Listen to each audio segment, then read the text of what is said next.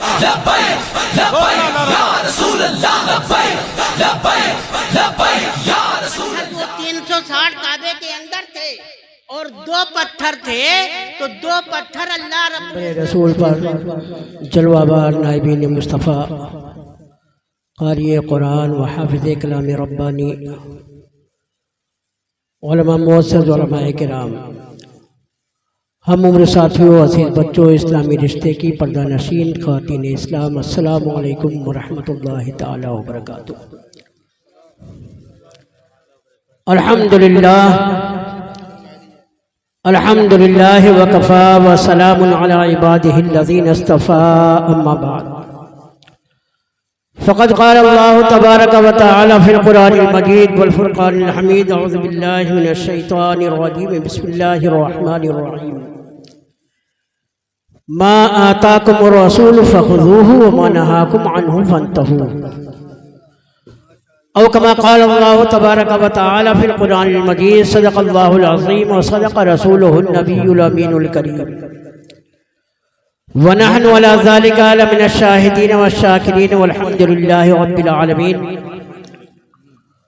کچھ عرض و معروض سے قبل یہ ہم اور آپ سبھی لوگ مل کر کے نہایت ہی عقیدت و محبت کے ساتھ اپنے ہی نہیں بلکہ پوری کائنات کے مرکز عقیدت روحی فدا جناب احمد مصطفیٰ محمد مصطفیٰ صلی اللہ تعالیٰ علیہ وسلم کی بارگاہ گوہر بار میں ہدیہ درود پاک کی نظریں گزاریں اور پڑھیں بآواز بلند، اللہم صلی علی سیدنا و نبینا و مولانا محمد بارک وسلم، صلو علیہ صلاة تبق و تدوم بدوام الملک الحی القیوم۔ کوئی گل باقی رہے گا نہ چمن رہ جائے گا، کوئی گل باقی رہے گا نہ چمن رہ جائے گا، صرف رسول اللہ کا دین حسن رہ جائے گا۔ ہم سفیروں باغ میں ہیں کوئی دن کے چہچہے، ہم سفیروں باغ میں ہیں کوئی دن کے چہچہے، بلبلیں اڑ جائیں گی سونا چمن رہ جائے گا، بلبلیں اڑ جائیں گی سونا چمن رہ جائے گا، اور اطلس و کم خواب کے پوشاک پہ نازاں نہ ہو، اطلس و کم خواب کے پوشاک پہ نازاں نہ ہو، اس تنے بے جان پہ خالی کفن رہ جائے گا، اس تنے بے جان پر خالی کفن رہ جائے گا، کوئی گل باقی رہے گا نہ چمن رہ جائے گا۔ حضرات، میں بڑی بہت دیر سے دیکھ رہا ہوں، ہمارے بہت سے احباب ابھی میلہ دیکھنے میں مصروف ہیں، ان سے میری گزارش ہے کہ اگر دیکھ چکے ہوں تو اب شامیانہ رحمت میں چلے آئیں، ایسی محفلیں بار بار نہیں ملا کرتی ہیں، یہ محفل کسی دنیا دار کی محفل نہیں ہے، یہ محفل خلیفہ کردگار کی محفل ہے، یہ نبیوں کے سردار کی محفل ہے، یہ محفل احمد مختار کی محفل ہے، نہ تو میرے نبی کی ذات کی جیسا کوئی آیا ہے اور نہ تو ان کی محفل کا کوئی مثال ہے۔ جس طریقے سے میرے آقا کی ذات سب سے عرفہ و اعلیٰ ہے، اسی طریقے سے ان کی محفل کی بھی کوئی مثال نہیں ہے، اس لیے کہ ہم نے نہیں، امیر خسرو نے تو بہت پہلے کہہ دیا تھا، خدا خود میرے مجلس بود اندر لامکاں خسرو، خدا خود میرے مجلس بود اندر لامکاں خسرو، محمد شمع محفل بود سب جائے کی من بودم، سب جائے کی من بودم۔ جہاں جہاں میرے آقا کا ذکر جمیل ہوا کرتا ہے، میرا ایمان و عقیدہ تو یہ بولتا ہے کہ میرے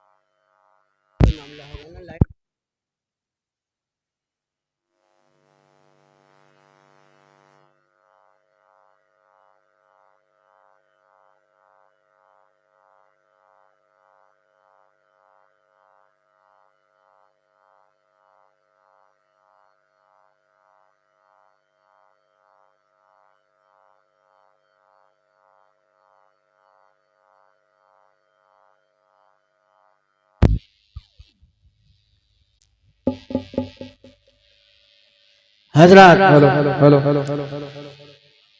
میرا تو مزاج یہ ہے کہ اگر باہر سے علماء زیادہ ہوں تو مقامی لوگوں کی کوئی ضرورت بھی نہیں ہے، لیکن جب اعلان کر دیا تو 10-15 منٹ کے اندر ہی میں اپنا کام پورا کر کے آپ کے نگاہوں کے سامنے سے ہٹ جاؤں گا۔ آپ بالکل محسوس نہ کریں کہ بیٹھ گئے ہیں تو دیکھو کب اٹھتے ہیں۔ الحمدللہ میرا کبھی یہ مزاج نہیں رہا ہے، تو لہٰذا میں نے خطبہ مشورہ کے بعد آیت کریمہ تلاوت کی۔ اللہ رب العزت اپنے کلام بلیغ میں ارشاد فرما رہا ہے، ما آتاکم الرسول فخذوہ وما نہاکم عنہ فانتہوا۔ قرآن پاک کی آیت کریمہ اگر میں نے صحیح سے پڑھی ہے تو ہمارے دونوں بازو یہ حافظ قرآن بیٹھے ہوئے ہیں، یہ ہماری اصلاح کر دیں گے اگر کوئی غلطی ہوگی تو۔ اللہ رب العزت کلام بلیغ میں ارشاد فرما رہا ہے کہ رسول جو تمہیں دے اسے تم لے لو، اور جن چیزوں سے روک دے اس سے تم باز آ جاؤ۔ لیکن کچھ عقیدے کے لوگ، کچھ بھٹکے ہوئے لوگ یہ کہتے ہیں کہ ہم کو کسی سے لینے کی ضرورت نہیں، میں رب کائنات سے لے لوں گا، اپنے رب سے لے لوں گا، میرا رب مجھے دینے کے لیے کافی ہے۔ اور رب دروازہ دکھا رہا ہے اپنے پیارے محبوب کا اور سب کو کہہ رہا ہے تمہیں جو لینا ہو میرے محبوب سے لے لو، اور جس چیز سے میرا محبوب روک دے اس سے تم باز آ جاؤ۔ تو اس کی عکاسی تو شاید نے یوں کیا ہے، خالق کل نے آپ کو مالک کل بنا دیا، خالق کل نے آپ کو مالک کل بنا دیا، دونوں جہاں ہیں آپ کے قبضہ و اختیار میں۔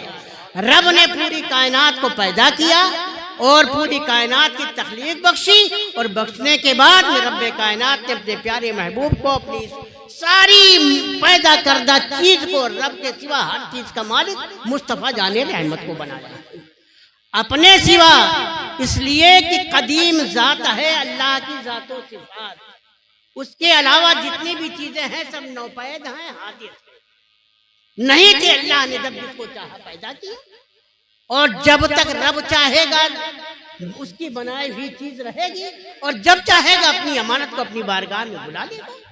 اس میں ہمیں اور آپ کو کوئی شکوہ اور شکایت بھی نہیں ہونی چاہیے۔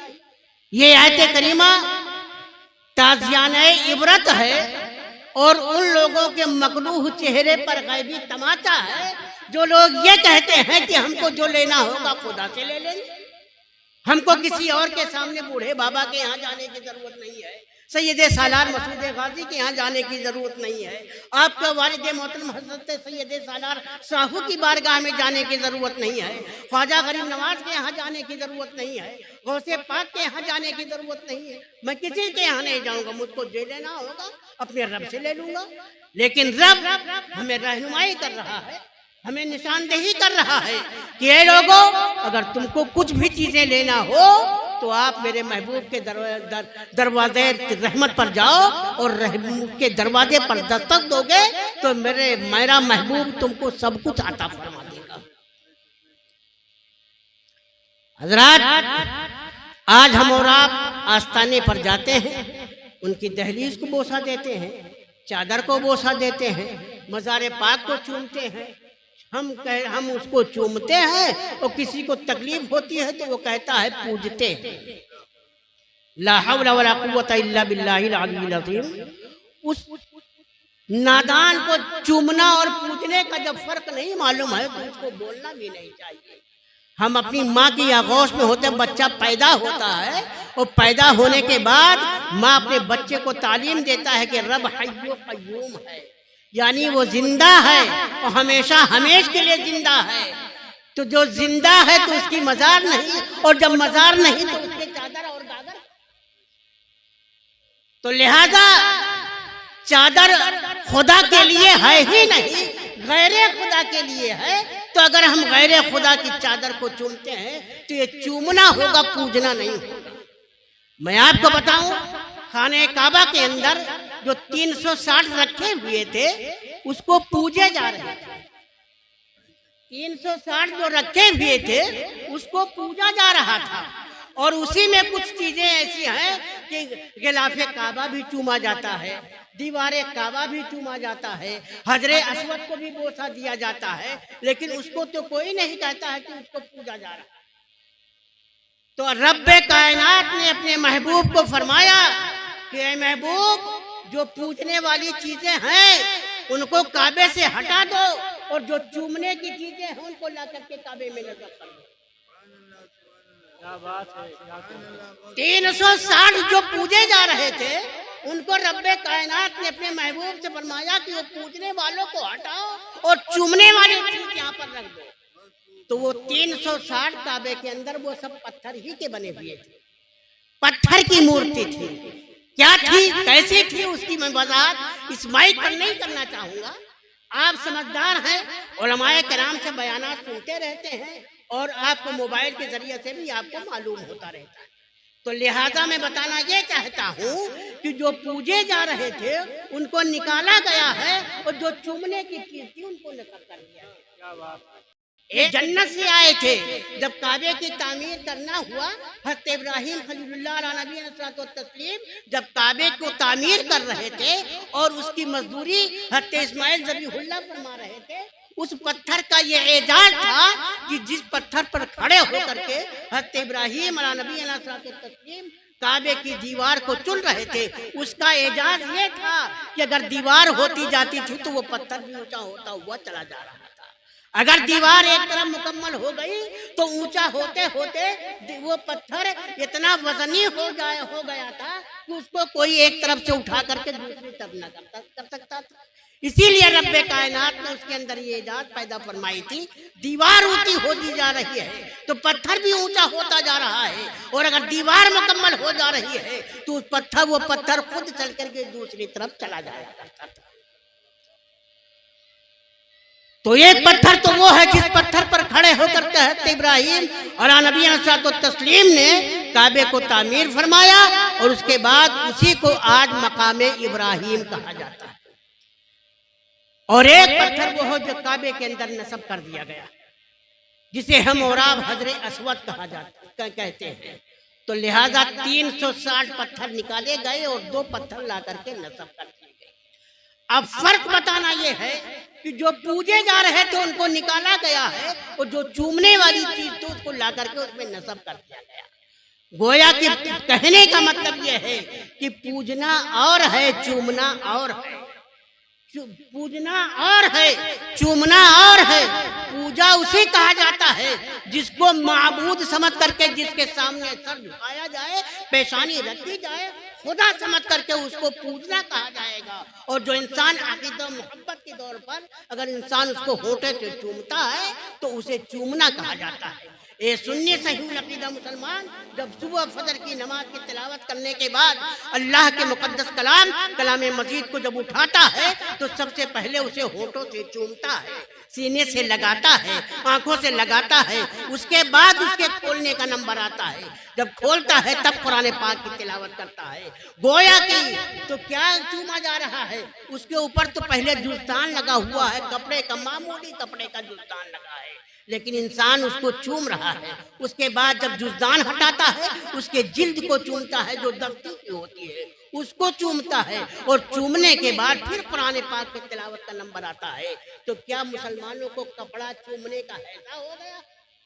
अगर कपड़ा ही चूमना होता तो हम कुरान मुकद्दस के लगे हुए हल्के कपड़े को ना चूमते, किसी क्लॉथ मर्चेंट के यहाँ जाकर के कीमती कपड़ों को चूमते। लेकिन कोई दीवाना, कोई पागल किसी भी दुकानदार के यहाँ जाकर के कपड़े को नहीं चूमा करता है। अगर चूम रहा है तो अल्लाह के मुकद्दस कलाम के लगे हुए जुल्तान को चूम रहा है, उसके जिल्द को चूम रहा है। ये एजाज कहाँ से मिला, उसके अंदर ये बर्तरी कहाँ से आई, उसके अंदर ये फर्क कहाँ से आया?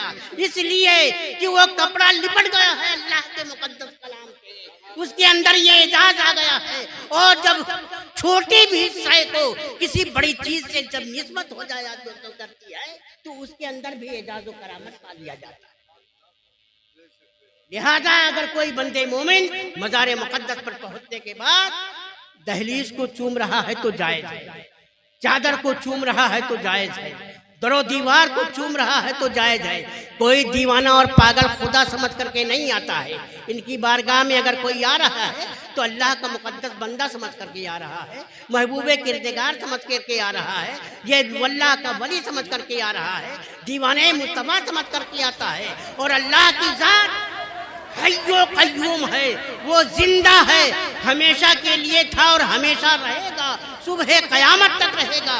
उस पर मौत तारी ही नहीं हो सकती। जब उस पर मौत नहीं तारी होगी तो प्यारे उसके लिए न तो कब्र है, न गागर है, न चादर।